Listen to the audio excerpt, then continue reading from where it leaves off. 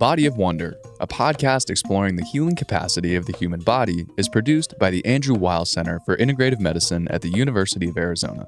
The Andrew Weil Center for Integrative Medicine is internationally recognized for leading the transformation of healthcare through innovative learning programs, evidence-based research, and integrative practices. To find out more, go to azcim.org/podcast. Again, that's azcim.org/podcast. Hi, Andy. Hi, Victoria. How are you today? I'm good. Getting ready for the holidays. Excellent.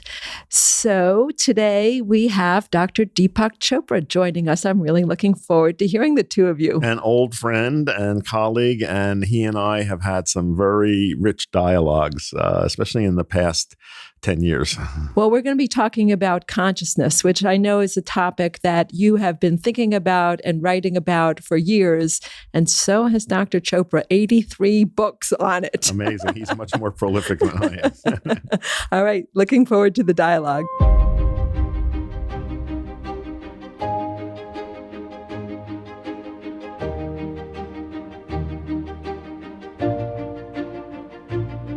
It is my great pleasure today to welcome Dr. Deepak Chopra, who is a physician, an author, a speaker, and an advocate of alternative medicine and spirituality. Throughout his life, his interest has been in the human experience, perception, emotion, thinking, and the exploration of consciousness. He's a long-time meditator, and he believes in the transformative power of mindfulness and contemplation. It is really my great pleasure today to have a chance to do a little bit of moderation as Dr. Weil and Dr. Chopra educate you about consciousness. So I thought I'd start with you, Andy, and maybe you can tell our listeners how you and Deepak first met. Well, I'm not so sure, and maybe Deepak has a better memory than I do. I recall, Deepak, we were both keynote speakers to an American College of Physicians event many years ago, but I don't remember if we met before that. I do remember the keynote that you gave at the American College of Physicians, and then there were other occasions where we met, but I think we really know each other after you started becoming the teacher and keynote some of our conferences at the Chopra Center. We had wonderful dialogues there, Yes, very wide-ranging topics from medicine, consciousness, the microbiome, all sorts of things. And by the way, tell me what's happened with the Chopra Center. I understand that the one that I came to has closed. Yeah, so I turned 73 this last year. And for 2 years, I've been kind of considering what I wanted to do with the rest of my life. And I do believe that even though I'm in the best of health, I couldn't be in better health than I am right now. But I do believe that this is the final season or the final chapters of my life. And I wanted to see and reflect on the nature of consciousness, existence, and spend a lot more time in my personal practice, which is now up to 2-3 hours every day. And I wanted not to be involved in the business. So I was actually going to the center. But what happened is a few friends who are, I can share now who they are, Alice Walton from the Walmart family, and a few others. They said, why don't you not close it? Why don't you let us take over and create a new company called Chopra Global, and you can get a salary and you can focus on consciousness, but we'll use the platform for integrative medicine and all things holistic. And so I said, why not? And so I'm doing that. And there will be another center, actually, somewhere in Arizona soon, where we will be doing the Perfect Health program, which is a 7-day Ayurvedic program, and that's all we'll do there. And it's a facility that already is a resort facility. And then depending on these new partners, they might do something similar in New York and Arkansas and other places. But I think we're going to their attention of turning it into a digital teaching platform, and at some point come to you and ask you if you would like to do any webinars or workshops, digitally at least, in the way we've done them before, but now on a much better scale. Oh, good. I'll look forward to that. I'm wondering whether each of you would actually define consciousness. Okay, I've been to many conferences on consciousness, and people argue about this forever and what it means. But here are some definitions that I actually like a lot, and I support these definitions. So, first definition is consciousness is the knowing element in every experience. So, we are constantly having experiences, perceptual experiences, mental experiences, experiences of the world. One element in all these experiences is consciousness. So that's one very good definition. Another definition that comes from some non-dualists is that consciousness is that in which all experience occurs, is also that in which all experience is known, and is also that, and this is the tough part that some people argue about, and it is also that out of which all experience is made. So all experience is made or is a modified form of consciousness. Now, Deepak, as you are aware, you and I are in a minority in the Western world, and especially in the Western scientific world, in not buying into the materialistic paradigm that consciousness is a byproduct of neurochemistry and electrical connections in the brain. I believe, as I'm sure you do, that consciousness is primary. And my feeling is that consciousness precedes matter and organizes matter into forms that are more and more self-aware. Well, that is a very good point of view, Andrew. And a lot of people are actually very sympathetic to what you just said. And it is actually emerging as the dominant view in the consciousness literature, which is called panpsychism. So, even Chris Koch is now saying that consciousness exists at every level, from particle to galaxy. And it's a very good window into what I think we can go a little deeper, and that say that matter itself is a human construct for modes of knowing and experience in consciousness, and particles, before we give them a name, have to be experienced in consciousness. And, it's true of anything, whether it is your own physical body or the Milky Way galaxy or the phone holding in your hand. Before you can call it an object, it's an and as an experience, it's a perceptual activity. And the perceptual activity is in nothing other than a modified form of consciousness. So that view, which is the non-dual view, goes a little bit even beyond panpsychism, which says that, matter is just a human construct, atoms and molecules, human constructs, and electricity and gravity and everything which we call force fields, and all these are names that humans have given to experiences. And, experience precedes the naming of an object. And the experience is a perceptual activity. And in this case, it's a human perceptual activity.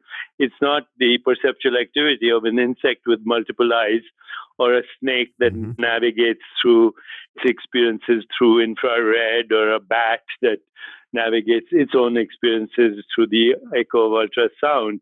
So matter is a useful construct for doing science and for creating technology, but it doesn't answer really basic fundamental questions about existence. I mean, we know there is existence because we are aware of it. Awareness has to precede anything. How do we know we exist? How do we know we have a body? How do we know there's a universe? Because we are aware of it. And we are aware of it because of a perceptual activity, which is a modified form of consciousness in any case. So I personally believe that consciousness is the only reality, and everything else is a modified form of it. So, we are on the same page. Many of our listeners would love to know, and maybe if consciousness precedes matter, as Andy just said, this isn't even feasible, but many of our listeners would love to know, what can an individual do to expand their consciousness or their conscious awareness? Well, I think the only way to actually know consciousness itself is not through observation, because consciousness is always over. It escapes inspection because it is the inspector. So when we practice various forms of mindfulness or mindful awareness, whether it's awareness of the body or awareness of mental space or awareness of the web of relationship or awareness of our own self-inquiry, then at some point we realize that all experience is sensations, images, feelings, perception, and thoughts. Thought is the interpretation of experience. And so the wisdom traditions have always said, go to the source of thought, which is basically the first thing you read about when you read the Yoga Sutras of Patanjali. The sentence says, yoga is the quietening of the mind so that you can experience the source of thought. Now, the source of sensations, images, imagination, perceptions, everything called experience, they're all entangled. Sensations, images, feelings, and thoughts are entangled. So for me right now, yoga has assumed a really great importance in my daily practice.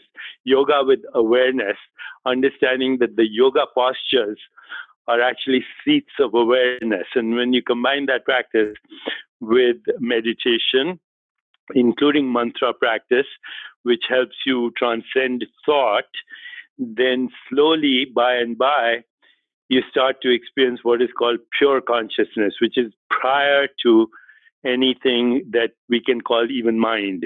Pure consciousness has not yet been conditioned into experience. And that's what yoga is all about. The word means union of the self with the source of thought. So maybe, Victoria, the problem is not to expand consciousness, but to become aware of the fact that our consciousness extends beyond us and to everything. That could be. Right. Deepak, you just mentioned some of the elements of those 2 to 3 hours a day of personal practice. You mentioned yoga, meditation, mantra. Are there any other aspects of that 2 to 3 hours a day that you're spending that you didn't yet mention? Yeah, I asked myself, there's something called a reflective self-inquiry. Am I the changing body, or am I the awareness in which the body is a changing experience? I mean, I was once a fertilized egg, and then I was an embryo, and then before that I was a zygote and a baby and a toddler. So it's obvious that what I call my body is a changing perceptual activity. Where is it happening? Well, it's happening in consciousness. So the body is not the container of consciousness, it's an experience of consciousness. So I do this practice of self-inquiry. Am I a mind, or am I awareness, in which the mind is a changing experience? Am I the body, or am I the awareness in which the body is a changing experience? And then, at night, I actually also meditate on my physical death. What does that mean?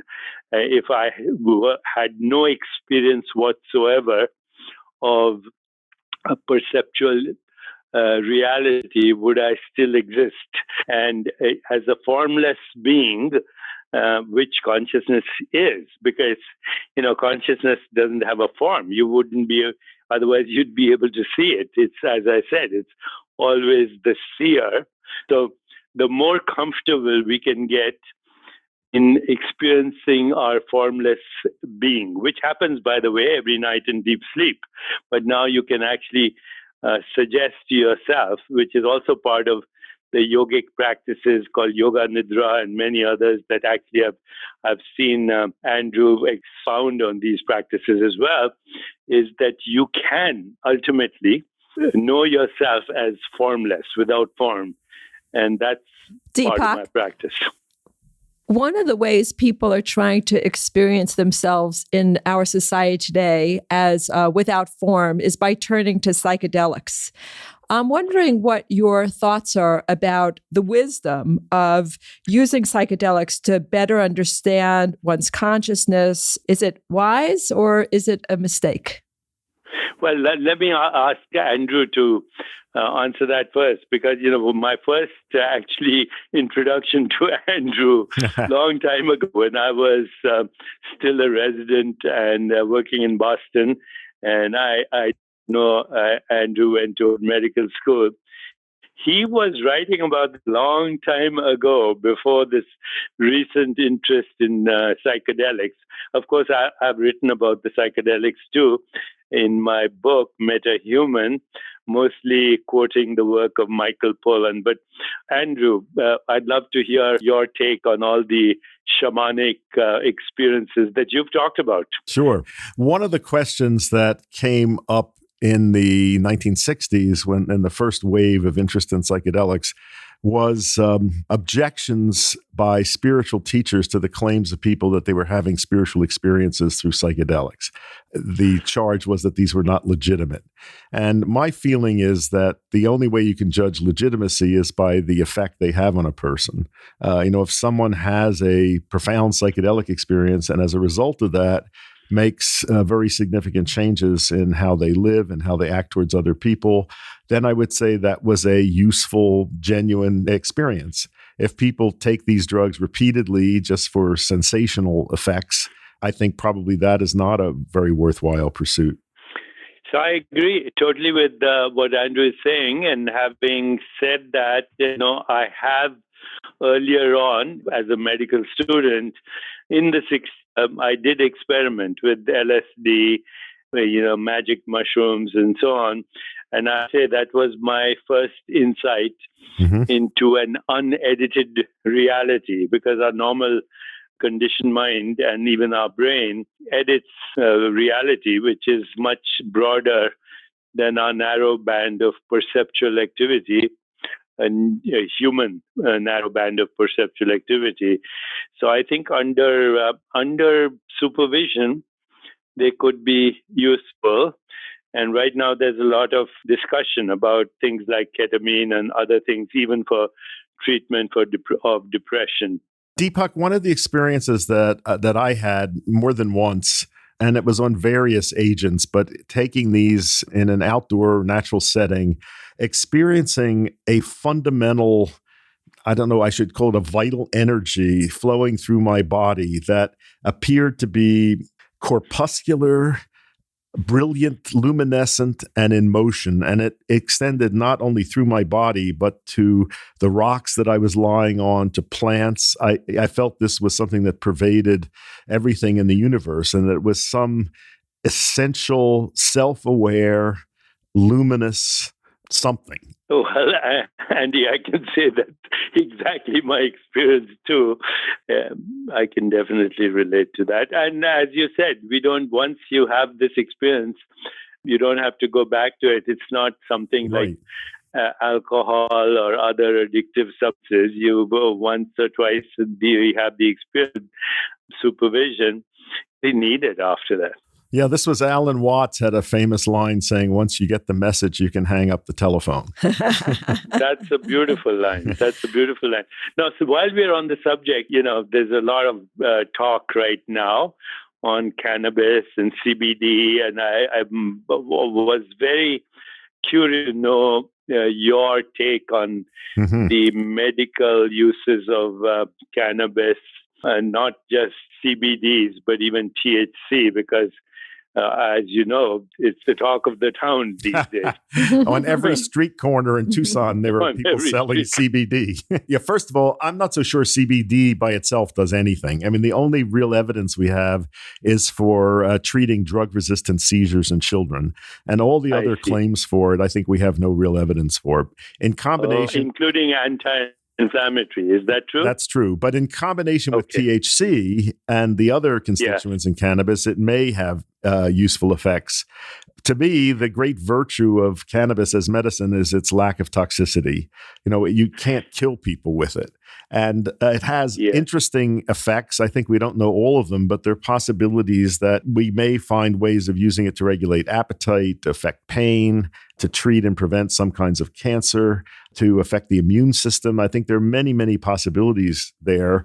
But at the moment, I don't think we know enough about all the constituents of cannabis. Yeah, but I'm seeing all that anecdotally and also in the literature. Yep. I'm seeing people say that their seizures have disappeared, that their inflammatory bowel disease is better, et cetera, et cetera. So it's certainly something we need to look out for. One confounding fact about it is that there's a great deal of variation in individual response.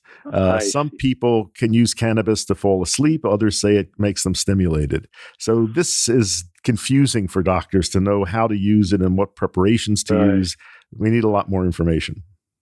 Good. Victoria, sorry, we digressed.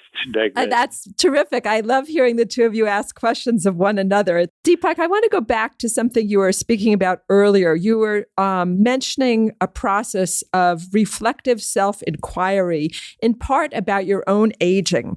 And one of our listeners wrote a question to us. Throughout my life, I have believed that my body can heal itself and have seen it happen time and time again.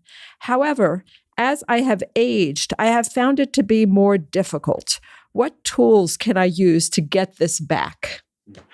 Okay. I know that Andrew has written books on healthy aging, as have I. Here's something I would like to say, and then I'd like to hear what Andrew has to say. Movement and a daily practice of yoga, eating food that is not processed, refined, manufactured, or inflammatory products, walking 10,000 steps a day, keeping your emotions healthy, getting at least 8 hours of restful sleep, some connection with nature, managing your stress through meditation and mindfulness practices definitely alters your aging profile, the biological markers of aging who get affected. And we have done research at the center along with other institutions, and we're in a 1-week retreat with meditation practice. People had an increase in their telomerase level by 40%. I don't think there's any drug that does that. And this study was done in collaboration with Elizabeth Blackburn, who won the Nobel Prize for the discovery of telomerase. Now, as far as healing is concerned, I think ultimately healing is homeostasis. Our body is already always self-regulating itself in the direction of homeostasis. And that is something that we should always keep in mind, that healing is a real phenomenon, and it's the restoration of a dynamic non-change in the midst of change in your biology. And that homeostasis can be achieved through a quiet mind and a body that is both dynamically active, but can also get de-stressed as in sleep. So I think you're the person who's making this inquiry. He should not be discouraged by the fact that he's getting older. It is possible to get older and still maintain a healthy body. Only 5% of diseased gene mutations are fully penetrant, which means they guarantee the disease.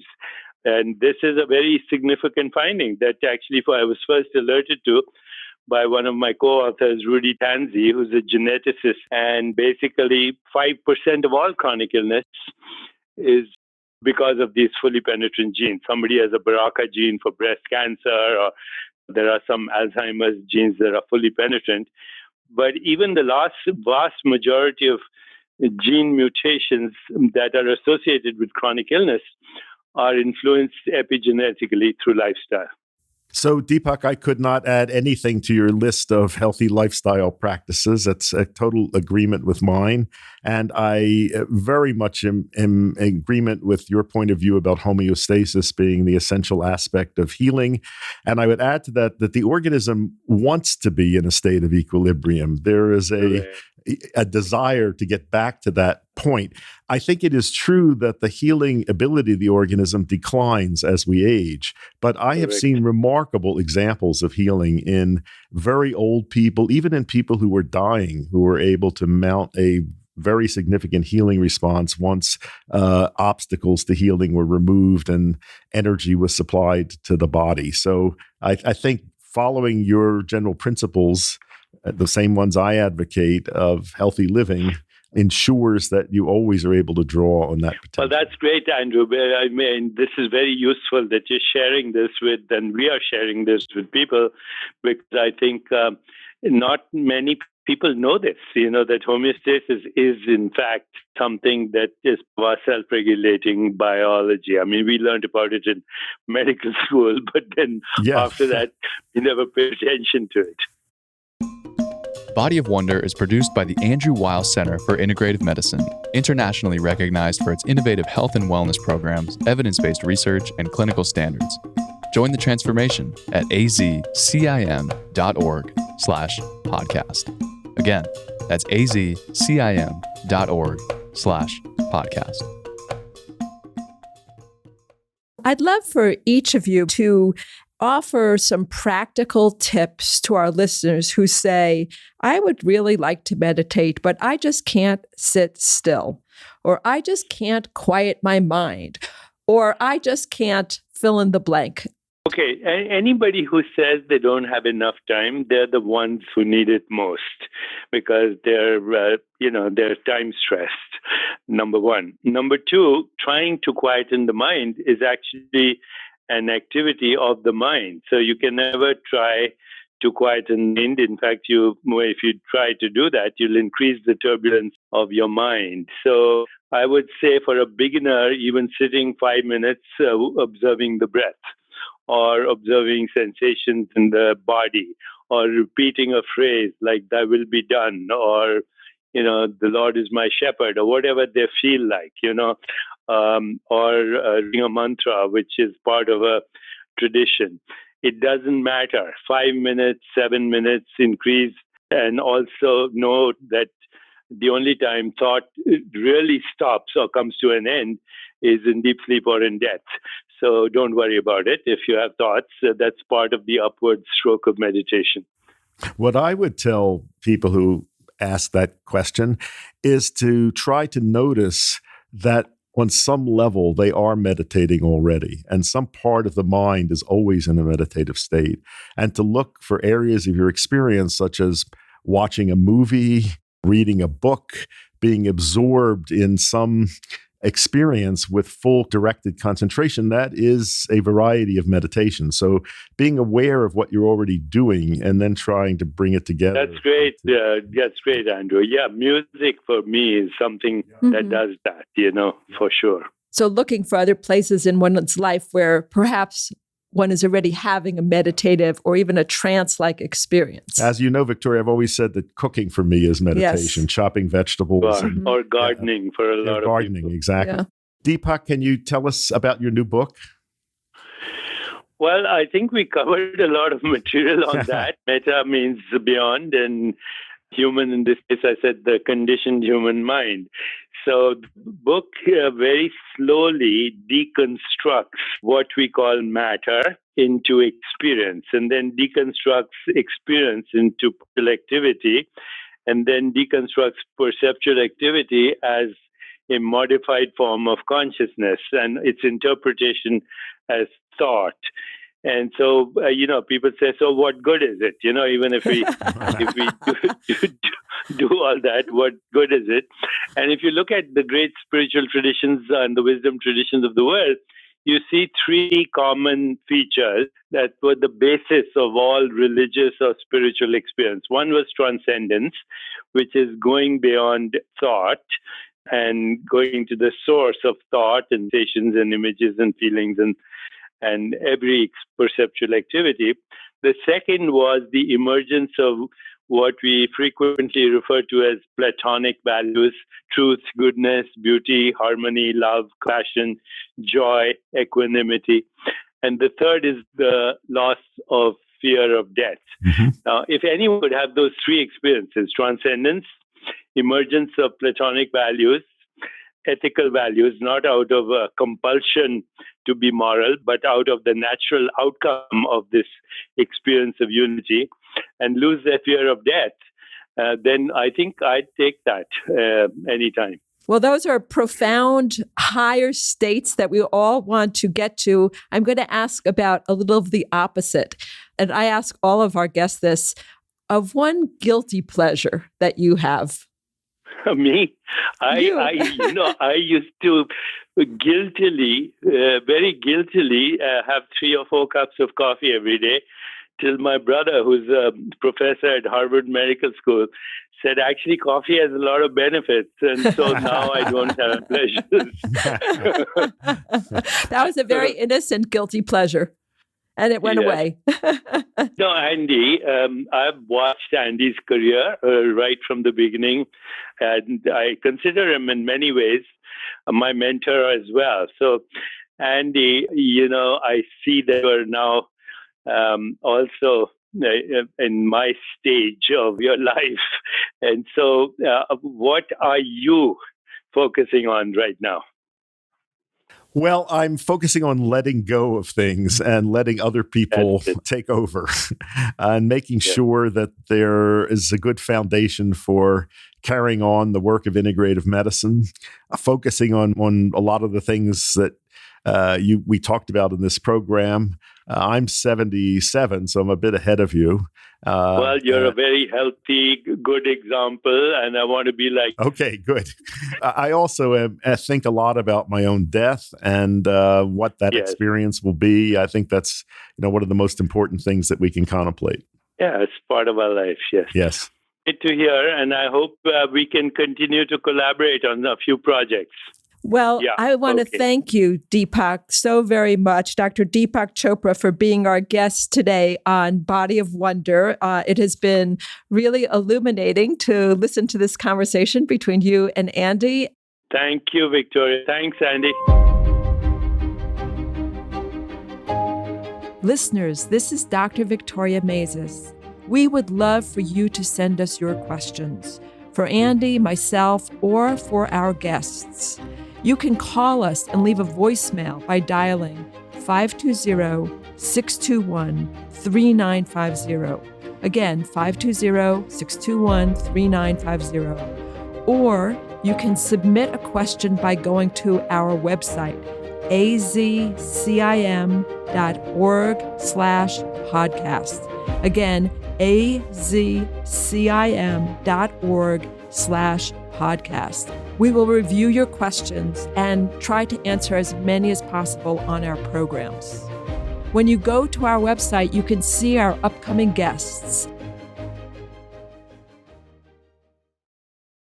We hope you enjoyed this episode of Body of Wonder, brought to you by the Andrew Weil Center for Integrative Medicine. If you like the show, please rate us 5 stars, subscribe to our channel, and leave a review. To learn more about integrative healing and the center, go to azcim.org/podcast. Again, that's azcim.org/podcast.